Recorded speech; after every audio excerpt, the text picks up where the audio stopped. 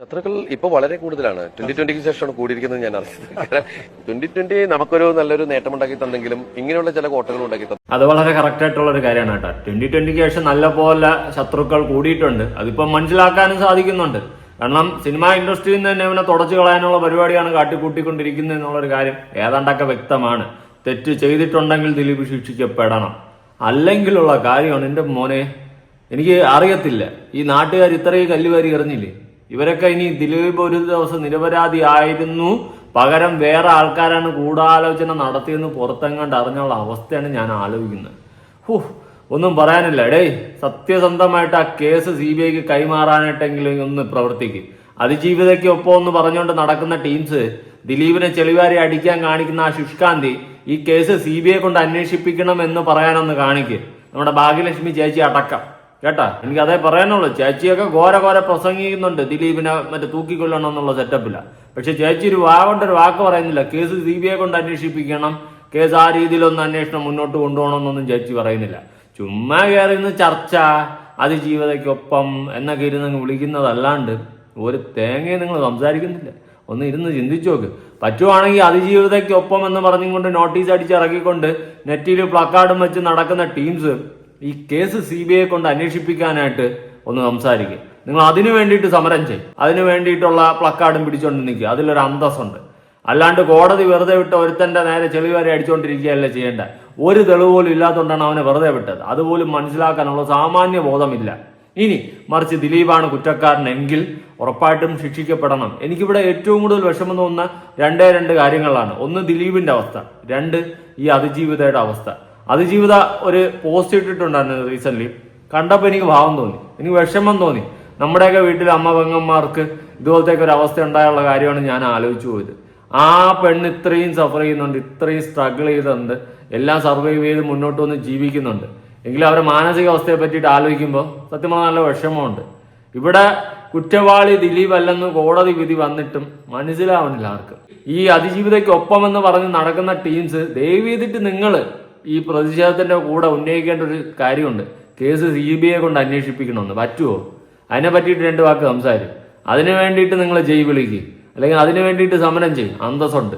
ഇനി അതിജീവിതം ഇട്ടിട്ടുള്ള ആ പോസ്റ്റ് ഞാനൊന്ന് വായിക്കാം. കണ്ടപ്പോൾ വിഷമം തോന്നെങ്കിലും വായിക്കാം. ഞാൻ ചെയ്തത് തെറ്റ്. എനിക്കെതിരെ ഒരു ആക്രമണം നടന്നപ്പോൾ അതപ്പോൾ തന്നെ പോലീസിൽ പരാതിപ്പെട്ടത്, നിയമ നടപടി വേണമെന്ന് ആവശ്യപ്പെട്ടത്, മുന്നോട്ട് പോയത്. അന്നേ സംഭവിച്ചതെല്ലാം വിധിയാണെന്ന് സമാധാനിച്ച് ആരോടും ഒന്നും പറയാതെ മിണ്ടാതെ ഇരിക്കുകയായിരുന്നു. പിന്നീട് എപ്പോഴെങ്കിലും ആ വീഡിയോ പുറത്തു വരുമ്പോൾ ഇത് എന്തുകൊണ്ട് അന്നേ പോലീസിൽ പരാതിപ്പെട്ടില്ല എന്ന് കുറ്റപ്പെടുത്തുന്നവരോട് എന്തു പറയണമെന്നറിയാതെ ആത്മഹത്യ ചെയ്യണമായിരുന്നു. 20 വർഷം ശിക്ഷയ്ക്ക് വിധിച്ച് ജയിലിൽ പോയ 2ാം പ്രതി പോകുന്നതിന് മുൻപേ ഒരു വീഡിയോ എടുത്തത് കണ്ടു. അതിൽ ഞാനാണ് നിങ്ങളുടെ നഗ്ന വീഡിയോ എടുത്തത് എന്നുകൂടെ പറയാമായിരുന്നു. ഇത്തരം വൈകൃത്യങ്ങൾ പറയുന്നവരോട്, പ്രചരിപ്പിക്കുന്നവരോടും നിങ്ങൾക്കോ നിങ്ങളുടെ വീട്ടുകാർക്കോ ഈ അവസ്ഥ വരാതിരിക്കട്ടെ. Not a victim, not a survivor, just a simple human being, let me live. ജീവിക്കാൻ വിടറേ എന്ന് പറഞ്ഞുകൊണ്ടാണ് എനിക്ക് ആ പോസ്റ്റ് കണ്ടപ്പോൾ സത്യം പറഞ്ഞാൽ നല്ല വിഷമം തോന്നി കേട്ടോ. നല്ല വിഷമം തോന്നി. അവർക്ക് നീതി ലഭിക്കണം. നീതി ലഭിക്കണം എന്ന് വെച്ച് കഴിഞ്ഞാൽ ഈ അപരാധി മക്കളെ ശിക്ഷിച്ച ശിക്ഷയും കുറഞ്ഞു പോയി. ആ മാർട്ടിൻ വന്ന് പറയുന്ന കാര്യങ്ങളിൽ ഞാൻ എപ്പോഴും പറയും, ആ ലാലിന്റെ കേസ് അവൻ പറയുന്നില്ല, അതിലോട്ട് നല്ല രീതിയിൽ അന്വേഷണം പോകണം. CBI കേസ് ഏറ്റെടുത്തുകൊണ്ട് നല്ല രീതിയിൽ ആ ഒരു സംഭവത്തിലോട്ട് അന്വേഷണം പോകണം. കാരണം ഇവർ തുടക്കം മുതലേ ഈ ലാലിന്റെ പേര് പറയുന്നുണ്ടായിരുന്നു. അതിലോട്ടൊരു അന്വേഷണം പോകണം. ആ ഒരു കേസിൽ അന്വേഷണം പോയിട്ട് ഇതിന്റെ സത്യാവസ്ഥ പുറത്തു കൊണ്ടുവരണം. അതാണ് ചെയ്യേണ്ടത്. അല്ലാണ്ട് സോഷ്യൽ മീഡിയയിൽ ഇട്ട വീഡിയോ റിമൂവ് ചെയ്യിപ്പിച്ചിട്ടോ അതും ഇതൊന്നും ചെയ്യിപ്പിച്ചിട്ട് ഒരു കാര്യമില്ല. കാണേണ്ട ആൾക്കാർ മൊത്തം കണ്ട് ഇനി അതിൽ ഒന്നും പറഞ്ഞിട്ട് ഒരു കാര്യമില്ല. ഓക്കെ, അതുകൊണ്ട് ഞാൻ ഇപ്പോഴും ഉറപ്പിച്ചു പറയാം, ചെയ്യേണ്ടത് എന്താണെന്ന് ചോദിച്ചു കഴിഞ്ഞാൽ ലാലിലോട്ടും ലാലിന്റെ മകനിലോട്ടും ഒക്കെ അന്വേഷണം പോകണം. അവരെ ചോദ്യം ചെയ്യണം. കാരണം RCO ഓണർ ഉൾപ്പെടെയുള്ള വ്യക്തികളെ ചോദ്യം ചെയ്യാതെ എന്നാ കേസായത്, എന്നാണ് പോലീസുകാർ ഉണ്ടാക്കി വെച്ചതെന്നാണ് എനിക്ക് ചോദിക്കാനുള്ളത്. എന്തുവാ നിങ്ങൾ അന്വേഷണം നടത്തിയത്? നിങ്ങൾ എന്ത് തെളിവിന്റെ പേരിലാണ് ദിലീപിന്റെ പേരിൽ കൊണ്ട് എല്ലാ കുറ്റവും കൂടെ എടുത്തു വെച്ച് അടിച്ചമർത്തി അവനെ അങ്ങ് പൂട്ടിക്കെട്ടി അകത്ത് കൊണ്ടിട്ടത്? എനിക്കറിയില്ല. ഇത് നല്ല 1ാം തരം ദുരൂഹതയുണ്ട്. ഈ പറയുന്ന അതിജീവിതയെ നല്ല പോലെ മാനിപ്പുലേറ്റ് ചെയ്ത് ഏതൊക്കെയോ ടീമുകൾ വച്ചിട്ടുണ്ട്. നല്ല പോലെ മാനിപ്പുലേറ്റ് ചെയ്തിട്ട് സത്യം പുറത്തു വരണം. ദിലീപ് കുറ്റവാളിയാണെങ്കിൽ ശിക്ഷിക്കപ്പെടണം, തൂക്കിക്കൊല്ലണമെങ്കിൽ അത് തന്നെയാണ് ശരി. പക്ഷെ അല്ലെങ്കിലുള്ള കാര്യമാണ് ഞാൻ ചോദിക്കുന്നത്. ഇവനെ കല്ല് വാരി എറിയുമ്പോഴും ചെളി വാരി എറിയുന്ന സമയത്ത് യഥാർത്ഥ കുറ്റവാളികൾ മറഞ്ഞിരുന്ന് ചിരിക്കുന്നുണ്ട്, സന്തോഷിക്കുന്നുണ്ടെങ്കിൽ അത് നമ്മൾ മലയാളികളുടെ വീഴ്ചയെന്നേ ഞാൻ പറയത്തുള്ളൂ. കോടതി ഒരാളെ തെളിവില്ലാത്തത് കൊണ്ട് വെറുതെ വിട്ടു, അപ്പോൾ അതിനെന്തോ കാരണമില്ലേ എന്ന് ചിന്തിക്കും. അപ്പൊ എന്താണ് ഇനി അടുത്ത് ചെയ്യേണ്ടത്? അവന് ചെളിവാരി അടിക്കുകയല്ല ചെയ്യേണ്ടത്, ബുദ്ധിപൂർവ്വം നീങ്ങണം. നമ്മൾ അടുത്ത് നീങ്ങേണ്ടതെന്ന് വെച്ച് കഴിഞ്ഞാൽ ഈ കേസ് CBI കൊണ്ട് അന്വേഷിപ്പിക്കാൻ വേണ്ടിയിട്ട് വേണം നമ്മൾ സംസാരിക്കാൻ.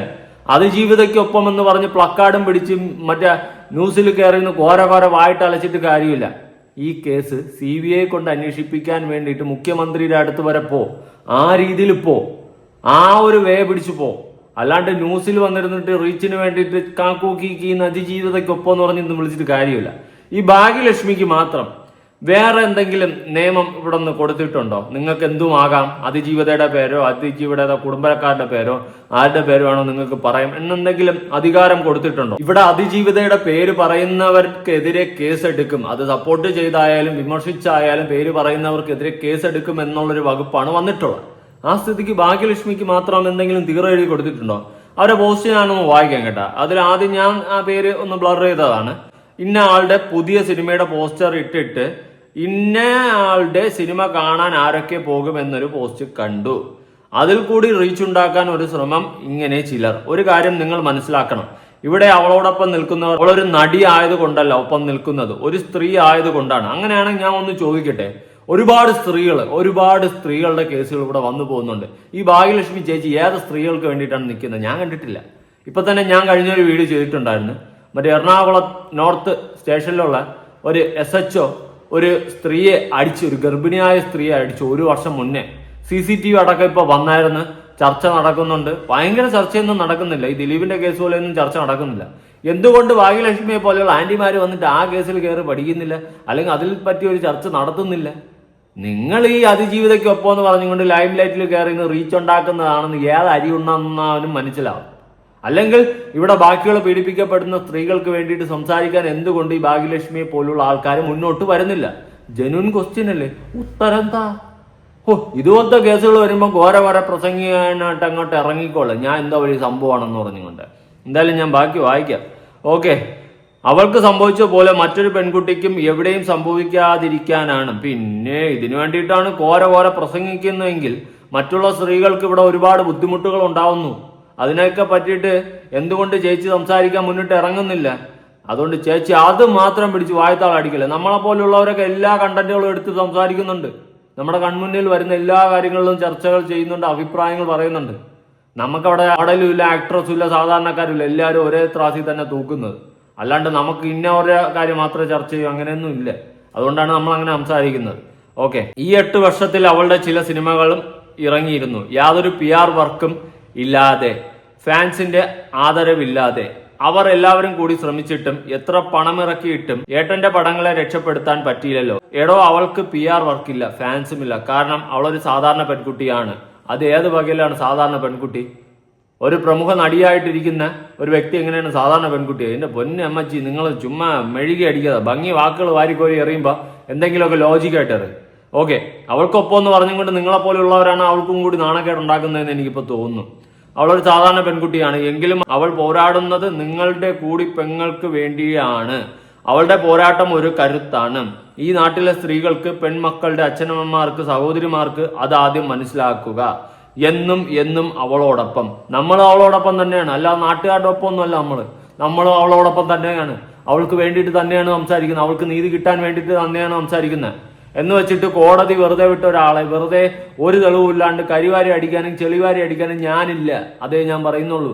തക്കതായ തെളിവിന്റെ അടിസ്ഥാനത്തിൽ ഈ കേസ് റീഓപ്പൺ ചെയ്ത് CBI കൊണ്ട് അന്വേഷിപ്പിക്കണം എന്നൊരു വാദമാണ് എന്നെ പോലുള്ള ഒരുപാട് പേര് ഉന്നയിക്കുന്നത്. എന്നാൽ അവൾക്കൊപ്പം എന്ന് പറഞ്ഞുകൊണ്ട് ചുമ്മാ വന്നിരുന്ന് ദിലീപിനെ തെറിവിളിക്കുന്നത് അല്ലാണ്ട് നിങ്ങളൊക്കെ പോലുള്ളവർ എന്താണ് ഇവിടെ ചെയ്യുന്നത്? ഈ കേസ് കൂടുതൽ അന്വേഷണങ്ങൾ നടത്താനോ CBI കൊണ്ട് അന്വേഷിപ്പിക്കാനോ വേണ്ടിയിട്ട് എന്തെങ്കിലും അങ്ങോട്ട് ഉന്നയിക്കുന്നുണ്ടോ? ഇല്ല. പിന്നെ എന്തടിസ്ഥാനത്തിലാണ് നിങ്ങൾ അവൾക്കൊപ്പം എന്ന് പറയുന്നത്? അവൾക്കൊപ്പം എന്ന് വന്നിരുന്ന് മീഡിയയിൽ നിന്ന് പറഞ്ഞിട്ട് മറ്റുള്ള ആൾക്കാരെയും ചീത്ത വിളിച്ച് ദിലീപിനെയും തെറി പറഞ്ഞുകൊണ്ട്, മെയിനായിട്ട് ദിലീപിനെയും തെറി പറഞ്ഞുകൊണ്ട് ഇരിക്കുന്നതാണോ നിങ്ങളുടെ അവൾക്കൊപ്പം എന്ന് പറയുന്ന ടാഗ് ലൈൻ അല്ലെങ്കിൽ #? എനിക്ക് മനസ്സിലാകാത്തോണ്ട് ചോദിക്കുക. ഒരർത്ഥവുമില്ല നിങ്ങൾ പറയുന്നതിൽ. ഇനി ഇതിന് താഴെ വന്ന് തെറി വിളിക്കുന്നവരോട് നിങ്ങളുടെ വീട്ടിലെ അമ്മയും പെങ്ങളും അവളോടൊപ്പം തന്നെയാണ്, അവളെയും അവളോടൊപ്പം നിൽക്കുന്നവരെയും തെറി വിളിക്കുന്നവരുടെയും ഒക്കെ ഉള്ളിൽ ഒരു കൊട്ടേഷൻ മനുഷ്യനുണ്ട്, പൾസർ സുനിയുടെ കൂട്ടാളികളും ഉണ്ട് എന്ന് സ്വയം തിരിച്ചറിയുക. പിന്നെ ഇവിടെ എല്ലാവർക്കും ഇപ്പൊ ഇതല്ലേ പണി. എന്റെ പൊന്നു ചേച്ചി, നിങ്ങൾ പറയുന്നതിൽ ലോജിക്കെല്ലാം വേണം. ഇവിടെ എല്ലാവരും അവൾക്കൊപ്പം തന്നെയാണ്. ആരാണ് അവൾക്കൊപ്പം അല്ലാത്തത്? നമ്മളെല്ലാവരും അവൾക്കൊപ്പം തന്നെയാണ്. സത്യം അറിയണം, സത്യം ജയിക്കണം. ഇതിന്റെ യഥാർത്ഥ പ്രതികളെ ഇതിന്റെ ഗൂഢാലോചന നടത്തിയ മെയിൻ ടീംസിനെ പുറത്തു കൊണ്ടുവരണം. ചേച്ചിയൊക്കെ പറയുന്ന കേട്ട് കഴിഞ്ഞാൽ ദിലീപാണ് കുറ്റക്കാരനെന്ന്. നിങ്ങൾ എന്ത് തെളിവിന്റെ അടിസ്ഥാനത്തിലാണ് ദിലീപ് കുറ്റക്കാരനെന്ന് പറയുന്നതെന്ന് നിങ്ങൾ എനിക്കൊന്ന് പറഞ്ഞ് മനസ്സിലാക്കില്ല. എനിക്ക് ഇതുവരെ അത് മനസ്സിലായിട്ടില്ല. അതുകൊണ്ടാണ് ഞാൻ ചോദിക്കുന്നത്. എനിക്കിതുവരെ മനസ്സിലായിട്ടില്ല നിങ്ങൾ എന്ത് അടിസ്ഥാനത്തിലാണ് ദിലീപിനെ എന്നും ചെളിവാരി അടിച്ചുകൊണ്ടിരിക്കുന്നതെന്ന്. വല്ല തെളിവുണ്ടോ കയ്യിൽ? ഒരു ഗീരവത്തുമില്ല. ഇനി ഈ അഡ്വക്കേറ്റ് ഉണ്ടല്ലോ, അതിജീവിതയുടെ അഡ്വക്കേറ്റ്, ഈ അഡ്വക്കേറ്റ് തന്നെ അതിജീവിതയ്ക്ക് ചീത്തപ്പേരുണ്ടാക്കി കൊടുക്കും. ഞാൻ വേറൊരു പോയിന്റ് ചിന്തിച്ച് ചുമ്മാ അല്ലേ ഈ കേസ് തോറ്റേന്ന് ഞാൻ ഇങ്ങനെ ചിന്തിച്ച്. കാരണം ഇവരല്ലേ വാദിച്ചെന്ന് വരെ ഞാൻ ചിന്തിച്ചു കേട്ടോ. സീരിയസ്ലി ഞാൻ ഉള്ള കാര്യം പറയാം. പിന്നെ നോക്കിയപ്പം ദിലീപിനെതിരെ തെളിവില്ല, അത് വേറൊരു സത്യം. എങ്കിലും ഈ കുറ്റവാളികൾക്ക് ഇത്രയും കുറഞ്ഞ ശിക്ഷ എന്തുകൊണ്ട് കിട്ടിയെന്ന് ഞാൻ ഇങ്ങനെ ഇരുന്ന് ആലോചിച്ചപ്പോൾ വക്കീൽ ഇതായത് കൊണ്ടാണെന്ന് പിന്നെ മനസ്സിലായി. എന്തായാലും പറയുന്നത് കേട്ടോക്കാം. ഇപ്പൊ ദിലീപ് റേപ്പ് ചെയ്താൽ പോലും ഇത്രയും പ്രശ്നം അവർക്ക് ഉണ്ടാവില്ല. അവരെക്കാൾ വളരെ സൂപ്പർ. പൾസർ സുനി ചെയ്തതുകൊണ്ടാണ് കുഴപ്പമായത്.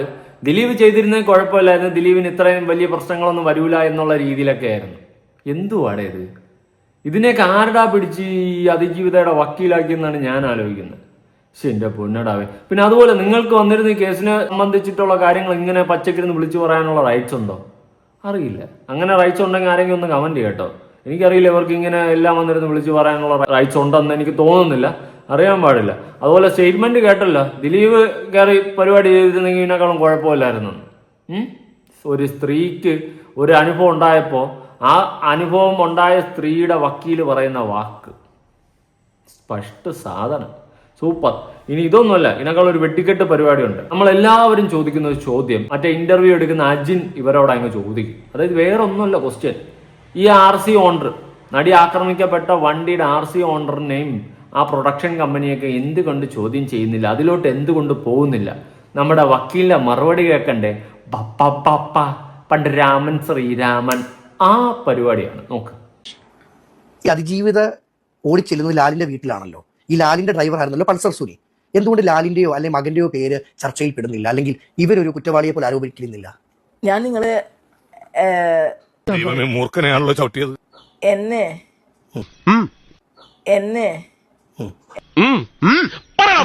ഇന്റർവ്യൂ ചെയ്യുമ്പോഴേ നിങ്ങളോട് ഞാൻ പറഞ്ഞിരുന്നു, സുനിക്ക് വേണ്ടിയിട്ടും ദിലീപിന് വേണ്ടിയിട്ടും അല്ല, ഞാൻ അവരുടെ പക്ഷമല്ല. ഞാൻ ജനങ്ങളുടെ ഭാഗത്തുനിന്ന് സംസാരിക്കുവാണ്. നിങ്ങളിപ്പോ പറയുന്നത് പ്രതികൾ നല്ലവരായിരുന്നു. ഞാൻ സ്നേഹത്തോടെ ഞാൻ ചോദിക്കുന്നത്, ഞാൻ അവരുടെ പക്ഷം നിന്ന് എനിക്ക് പറ്റില്ലാന്ന്. കാരണം ഇതൊക്കെ കോടതിയിൽ, ഞാൻ ആദ്യം തന്നെ പറഞ്ഞല്ലോ, കോടതിയെ ബാധിക്കുന്ന, ജഡ്ജ്മെന്റിനെ ബാധിക്കുന്ന, അപ്പീലിനെ ബാധിക്കുന്ന ഒരു ഉത്തരവും എന്നിൽ നിന്ന് പ്രതീക്ഷിക്കേണ്ട, ഞാൻ ചെയ്യില്ല.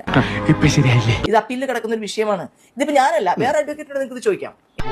ഈശ്വര, ഇവിടെ ആരില്ലല്ലോ ഇതൊന്ന് പറഞ്ഞു ചിരിക്കാന്. കാരണം ഞാൻ പറയുന്ന ഓരോ വാക്കും ബാധിക്കുന്ന ആ കുട്ടീനെ ആയതുകൊണ്ട് അത് പറയാൻ ഞാൻ തയ്യാറല്ല. ഉത്തരം മുട്ടുമ്പോൾ കൊഞ്ഞനം കുത്തി കാണിക്കുമെന്ന് പറയില്ലേ, അത്രേ ഉള്ളൂ. അതാണ് ഇപ്പൊ ഈ വക്കീല് മാഡം കാണിച്ചിട്ടുള്ളത്. അതായത് അജിൻ ചോദിച്ച ചോദ്യം കറക്റ്റ് ചോദ്യമല്ലേ? കറക്റ്റ് അല്ലേ? ഞാൻ കുറെ ദിവസമായിട്ടിരുന്ന് ചോദിക്കുന്ന ചോദ്യമാണ്. എന്തുകൊണ്ട് അന്വേഷണം വണ്ടിയുടെ RC ഓണറായിട്ടുള്ള വ്യക്തികളിലേക്കും അതിജീവിത ആദ്യം ഓടിച്ചെന്ന് കയറിയ വീട്ടിലുള്ള വ്യക്തികളിലേക്കും പോയില്ല? ഇത് ജെനുവിനായിട്ടുള്ള ഒരു ചോദ്യമല്ലേ? സാധാരണ ആൾക്കാരുടെ ഇടയിൽ നിന്നും ചോദിക്കുന്ന ഒരു ചോദ്യമല്ലേ? ഇതിന് ഇതുവരെ ഉത്തരം കിട്ടിയിട്ടുണ്ടോ?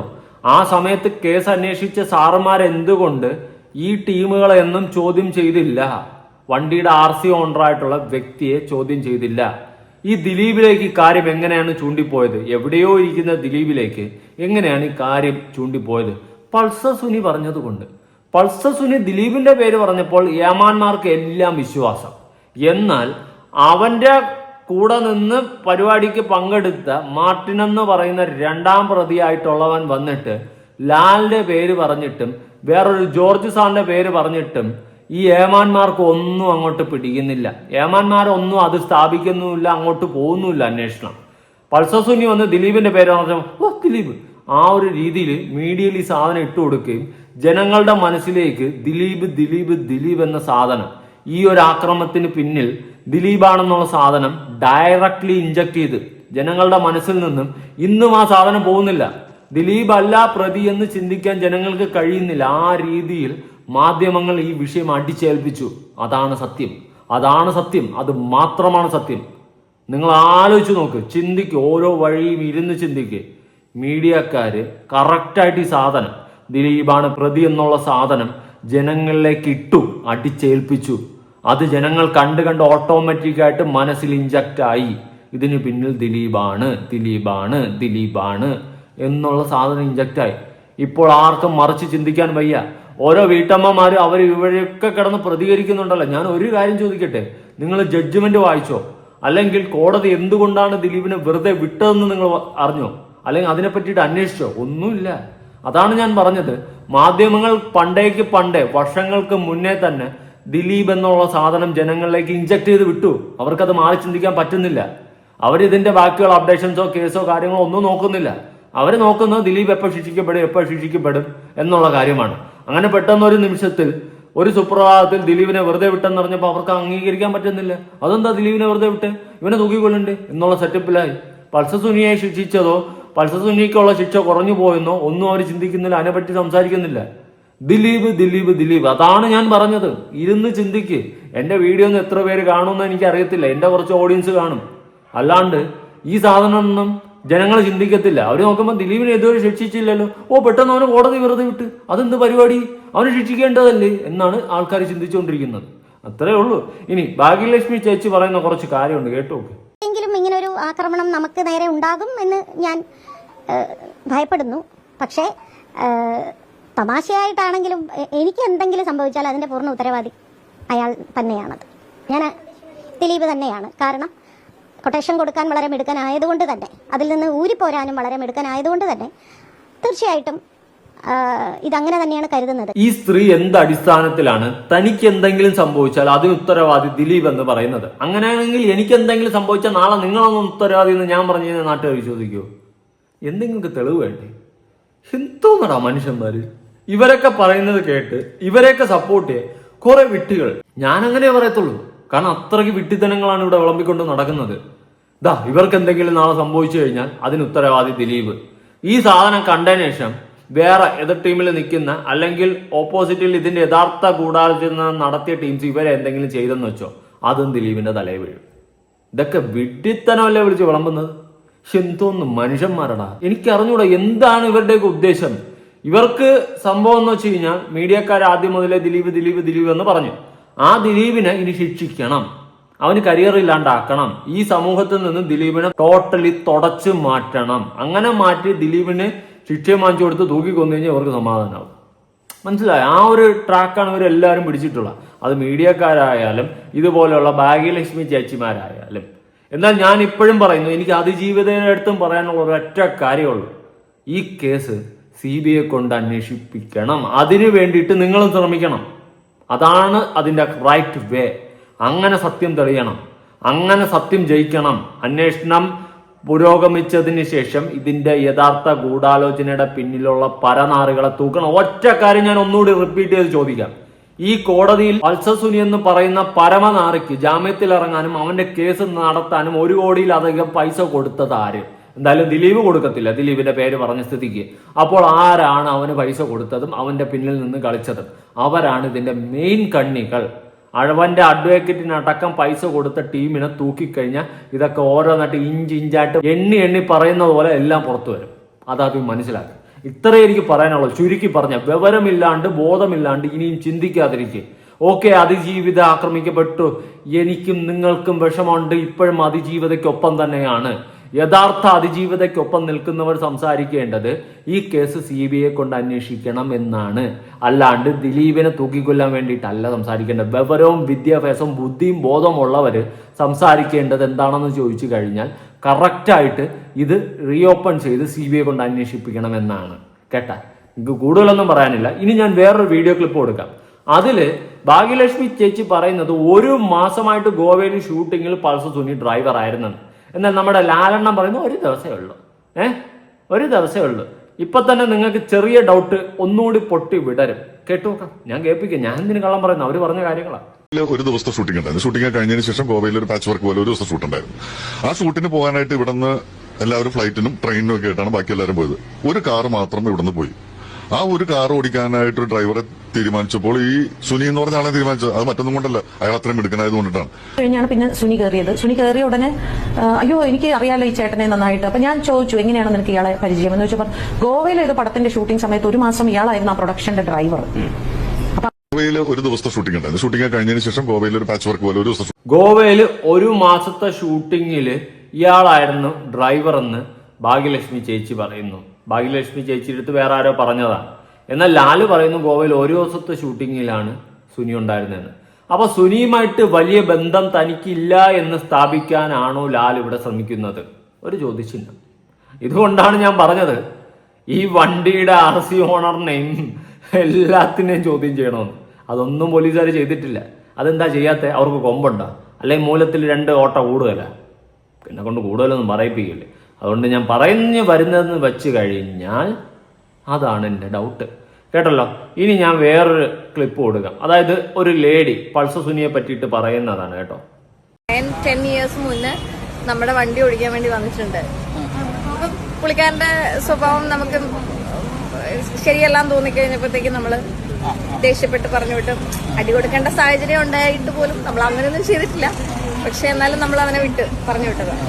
ദിലീപേന്റെ ഇഷ്യൂസ് അതിജീവിതയുടെ ആ ഒരു ഇഷ്യൂസ് വന്നു കഴിഞ്ഞപ്പോഴാണ് നമ്മള് ടിവിയിൽ കണ്ടപ്പോഴാണ് അയ്യോ ഇതാണ് പൾസർ സുനി എന്നുള്ളൊരു സംഭവം വന്നത്. അതായത് ഈ പൾസർ സുനി എന്ന് പറയുന്നവൻ കാലാകാലമായിട്ട് നാറിയാണ്. അവൻ കാണിക്കുന്നത് അന്തമില്ലാത്ത പരിപാടികൾ തന്നെയാണ്. അവന് കൊടുത്ത ശിക്ഷ കുറഞ്ഞു പോയി എന്ന് തന്നെ ഇപ്പോഴും ഞാൻ പറയും.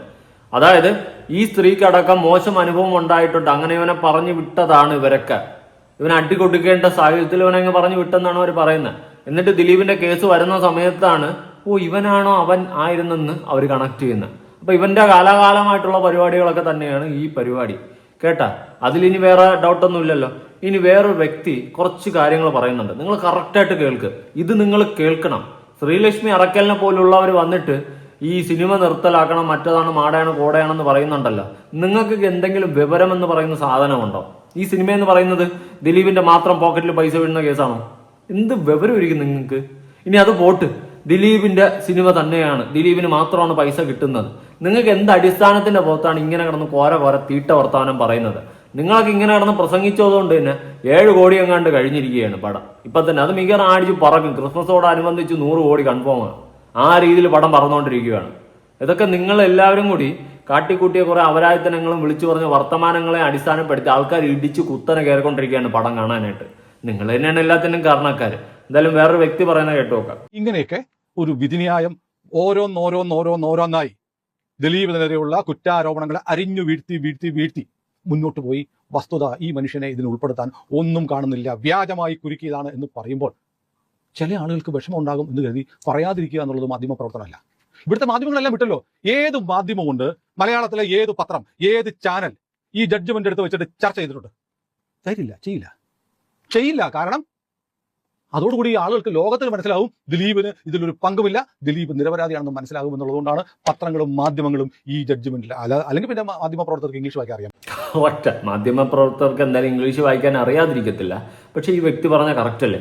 ഈ ജഡ്ജ്മെന്റ് എടുത്ത് വെച്ച് വായിച്ചു കഴിഞ്ഞാൽ ഇവിടെ വളരെ വ്യക്തമായിട്ട് മനസ്സിലാവും എല്ലാം ഫാബ്രിക്കേറ്റഡ് ആയിട്ട് ഇവരുണ്ടാക്കിയ തെളിവുകളാണെന്നും ദിലീപ് ഇതിൽ പൂർണ്ണ നിരപരാധിയാണെന്നും ദിലീപിന് ഇതിൽ യാതൊരു പങ്കില്ലെന്നുള്ള കാര്യം വളരെ വ്യക്തമായിട്ട് ജഡ്ജ്മെന്റ് എടുത്ത് വെച്ച് വായിക്കുന്ന സമയത്ത് മനസ്സിലാക്കാൻ സാധിക്കും. ഒരു മീഡിയക്കാർ പോലും അതൊന്ന് വായിച്ച് അതിന്റെ കറക്റ്റ് കാര്യങ്ങൾ പറയുന്നില്ല. അതിജീവിതയുടെ കേസ്, അതിജീവിത അനുഭവിച്ച ആ ഒരു വിഷയം മാത്രമാണ് മീഡിയക്കാർ സംസാരിക്കുന്നത്. പിന്നെ കാവ്യമാധവന്റെ ലോക്കറിന്റെ കേസ്, അങ്ങനെയൊക്കെ മിസ്ലീഡിംഗ് ആയിട്ട് അടിച്ചുകൊണ്ട് മാത്രമാണ് ഈ മീഡിയക്കാർ സംസാരിക്കുന്നത്. അല്ലാണ്ട് ഈ ജഡ്ജ്മെന്റ് എന്താണെന്നും ഇതിൽ പറഞ്ഞിട്ടുള്ള ഓരോ കാര്യങ്ങൾ കറക്റ്റായിട്ട് ഏതെങ്കിലും ഒരു ചാനൽ ഇത് സംസാരിക്കുന്നുണ്ടോ? ഇല്ല, സംസാരിക്കത്തില്ല. സംസാരിച്ചു കഴിഞ്ഞാൽ എവിടെ പോയി? ദിലീപ് നിരപരാധിയാണെന്ന് തെളിയും. അവർക്ക് വീണ്ടും ഇട്ട് ദിലീപിനെ വലിച്ചു കയറാൻ പറ്റത്തില്ല. ആ ഒരു സിറ്റുവേഷനിലോട്ട് പോകും. സാധാരണക്കാരായ TV കാണുന്ന ഓഡിയൻസിന്റെ അടുത്ത് ദിലീപ് നിരപരാധിയാണെന്ന് എത്തും. അങ്ങനെ പോയി കഴിഞ്ഞാൽ പിന്നെ കളി കാര്യമാവുമല്ലോ. പിന്നെ യഥാർത്ഥ കുറ്റവാളി ആരെന്ന് കണ്ടുപിടിക്കേണ്ടി വരുമല്ലോ. അങ്ങനെ വരുമ്പോൾ യഥാർത്ഥ കുറ്റവാളികൾ വേർക്കുമല്ലോ. അതൊക്കെയാണ് പറഞ്ഞു വന്നത്. അതുകൊണ്ടാണ് നമ്മളെപ്പോലുള്ളവരിന്ന് പറയുന്നത് CBI കൊണ്ട് അന്വേഷിപ്പിക്കുന്നതെന്ന്. കുറച്ചെങ്കിലും ബോധമുള്ളവർക്ക് അത് മനസ്സിലാവും, ഇല്ലാത്തവരെ ഞാൻ ഒന്നും പറയുന്നില്ല.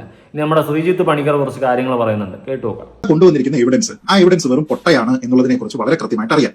ഈ എവിഡൻസ് ഫാബ്രിക്കേറ്റഡ് ആണ് എന്നറിയാം. ഞാൻ പറയുന്നത് നമുക്ക് തെളിവുണ്ട് എങ്കിൽ വിശ്വസിക്കുന്നതിന് ഒരു ബുദ്ധിമുട്ടില്ല. കാരണം എന്തുകൊണ്ടാണ്? ഇത് നമ്മളാരും നേരിട്ട് കണ്ടിരിക്കുന്ന ഇൻസിഡന്റ് അല്ല, ഈ കൊട്ടേഷൻ കൊടുത്തിരിക്കുന്നത് നമ്മളാരും നേരിട്ട് കണ്ടിരിക്കുന്നതല്ല. അതുകൊണ്ട് തന്നെ ഈ കോടതിയിൽ നടന്നിരിക്കുന്ന വാദപ്രതിവാദങ്ങളും ഇൻ ക്യാമറ ആയതുകൊണ്ട് നമ്മളാരും കണ്ടിരിക്കുന്നതല്ല. അതുകൊണ്ട് കോടതി വിധിയിൽ കോടതി രണ്ട് പക്ഷത്തിലെയും നോക്കിയിട്ട് ഈ തെളിവുകൾ അപ്രീഷിയേറ്റ് ചെയ്തിട്ട് പറയുന്ന കാര്യങ്ങളെ മുൻവിധിയില്ലാതെ സമീപിക്കുക എന്നുള്ളതാണ് ഏറ്റവും നല്ല കാര്യം. ഒരു ചെറിയ ഉദാഹരണം വേണമെങ്കിൽ പറയാം. ഈ പൾസർ സുനിക്ക് ദിലീപുമായിട്ട് കണക്ഷൻ ഉണ്ടായിരുന്നു ആർക്കേഡിയ ഹോട്ടലിൽ താമസിച്ചിരുന്ന സമയത്ത് എന്ന് സ്ഥാപിക്കുന്നതിന് വേണ്ടിയിട്ട് വന്നിരിക്കുന്ന ഒരു പുരുഷോത്തമനുണ്ട്. ഈ പുരുഷോത്തമൻ ആരാണ്? അദ്ദേഹം പറയുന്നത് മുകേഷിന്റെ മേക്കപ്പ് ആർട്ടിസ്റ്റ് ആണെന്നാണ് പറയുന്നത്. പക്ഷേ അവസാനം കോടതിയിൽ വന്നപ്പോഴത്തേക്ക് അദ്ദേഹം മേക്കപ്പ് അസിസ്റ്റന്റ് ആണ് എന്ന് മാറ്റിയിട്ടുണ്ട്. അത് അദ്ദേഹം പറയുന്നത് എന്താണ്? ഏഞ്ചൽ കിങ് ടൂറിസ്റ്റ് ഹോം എന്ന് പറയുന്നിട്ടുള്ള ഒരു സ്ഥലത്ത് പൾസർ സുനിയും ഇയാൾ ഒരുമിച്ചാണ് ഈ ഷൂട്ടിന്റെ സമയത്ത് താമസിച്ചിരുന്നത് എന്നാണ്. ഈ പോലീസ് തന്നെ പോയിട്ട് ഏഞ്ചൽ കിങ് ടൂറിസ്റ്റ് ഹോമിൽ നിന്നുള്ള ഡേറ്റയും കാര്യങ്ങളും, അതായത് അവിടുത്തെ ആൾക്കാരുടെ രജിസ്റ്റർ എല്ലാ ഹോട്ടലിലും ഉണ്ടല്ലോ, അവിടെ താമസിച്ചിരിക്കുന്നത് നോക്കുമ്പോൾ രണ്ടുപേരും ഇവിടെ ഇല്ല. കേട്ടല്ല, ഇത് ഞാൻ പറയുന്നതെന്നല്ല, ഇതൊക്കെ ജഡ്ജ്മെന്റിലുള്ള കാര്യങ്ങളൊക്കെയാണ്. ഈ ശ്രീജിത്ത് പണിക്കർ ഓരോ ഇതും എപ്പിസോഡിന് ഇറക്കിക്കൊണ്ടിരിക്കുക. ഇതൊക്കെ ആരോട് പറയാൻ? കുറെ ആൾക്കാർക്ക് ഇപ്പോഴും മാറി ചിന്തിക്കാൻ പറ്റുന്നില്ല. നാളെ ദിലീപല്ല കുറ്റവാളി, വേറെ ആരെങ്കിലുമാണ് കുറ്റവാളി എന്ന് പറഞ്ഞ് തെളിഞ്ഞാൽ പോലും അവർക്ക് മാറ്റി ചിന്തിക്കാൻ പറ്റാത്തൊരവസ്ഥയിലോട്ട് കൊണ്ടെത്തിച്ചു ആര്? മീഡിയക്കാർ. അതാണ് ഇവിടുത്തെ ഇപ്പം നടന്നിട്ടുള്ള കാര്യം. മീഡിയക്കാർ അങ്ങനെ ഒരു സാധനം അടിച്ചേൽപ്പിച്ച് ഒരു അജണ്ട കൊണ്ട് കുത്തി നിറച്ചു വെച്ചിട്ടുണ്ട്. ദിലീപ് ദിലീപ് ദിലീപ്. അത് മാറി ചിന്തിക്കാൻ ജനങ്ങൾക്ക് പറ്റുന്നില്ല. ജനങ്ങൾ ഇപ്പൊ പറയുന്നതെന്ന് വെച്ച് കഴിഞ്ഞാൽ എന്തുകൊണ്ട് ദിലീപിനെ ഇതുവരെ ശിക്ഷിച്ചില്ല? അവർക്ക് മാറി ചിന്തിക്കണമെന്നോ ഇതിന്റെ സത്യാവസ്ഥ പുറത്തു വരണമെന്നോ ഇല്ല, അതൊന്നുമില്ല. ദിലീപിനെ തൂക്കിവിടണം, ഈ ഒരു സെറ്റപ്പിലാണ് ജനങ്ങൾ. എനിക്കൊന്നും പറയാനില്ല. ഇനി കാളി എന്ന് പറഞ്ഞിട്ടുള്ള ഒരു സ്ത്രീ ഉണ്ടല്ലോ, എനിക്ക് പേഴ്സണലി അവർ യോജിപ്പൊന്നുമില്ല, പക്ഷെ അവർ കുറച്ച് കാര്യങ്ങൾ പറഞ്ഞിട്ടുണ്ട്, കേട്ടു നോക്കാം. ദിലീപേട്ടനെ ബഹിഷ്കരിച്ച പടത്തിന് പോസ്റ്റർ അടിച്ചത്, പക്ഷെ തിയേറ്ററിൽ ടിക്കറ്റ് കിട്ടാനില്ല. ഞാൻ വേച്ച ഫ്രണ്ടിലാണ് ടിക്കറ്റ് എടുത്തേക്കണേ, എന്റെ ഫ്രണ്ട്സും. ദിലീപേട്ടന്റെ ഏതെങ്കിലും പടം ഞാൻ ഒഴിവായിട്ടണ്ട? അത് അന്നെന്താ കയ്യാ, ഞാൻ കടിക്കില്ല.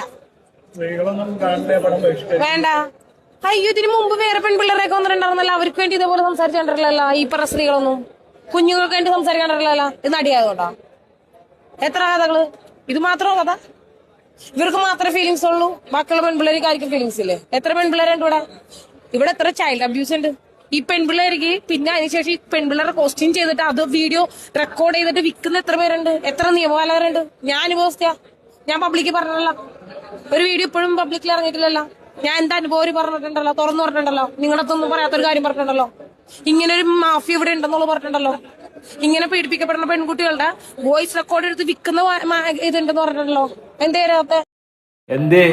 എന്തേ ഇതിനൊന്നും എതിരെ സംസാരിക്കാൻ ആർക്കും അമ്മാക്കുന്ന നാക്ക് പൊങ്ങത്തില്ലേ? ഈ ഭാഗ്യലക്ഷ്മി ചേച്ചി അടക്കം വന്നിരുന്ന് ഘോര പ്രസംഗിക്കുന്നുണ്ടല്ലോ. നിങ്ങൾ വേറെ ഏതെങ്കിലും ഒരു പെൺകുട്ടിക്ക് വേണ്ടിയിട്ട് സംസാരിച്ചിട്ടുണ്ടോ? ജീവിതത്തിൽ സംസാരിച്ചിട്ടുണ്ടോ? ഇല്ല, സംസാരിക്കൂല, റീച്ച് കിട്ടത്തില്ല, അല്ലെങ്കിൽ ആൾക്കാർ ശ്രദ്ധിക്കത്തില്ല. ഈ കേസിലാകുമ്പോൾ ആൾക്കാർ ശ്രദ്ധിക്കും. ദിലീപിനെ ചെളിവാരി അടിച്ചു കഴിഞ്ഞാൽ വേറെയും കുറെ സപ്പോർട്ട് കിട്ടും.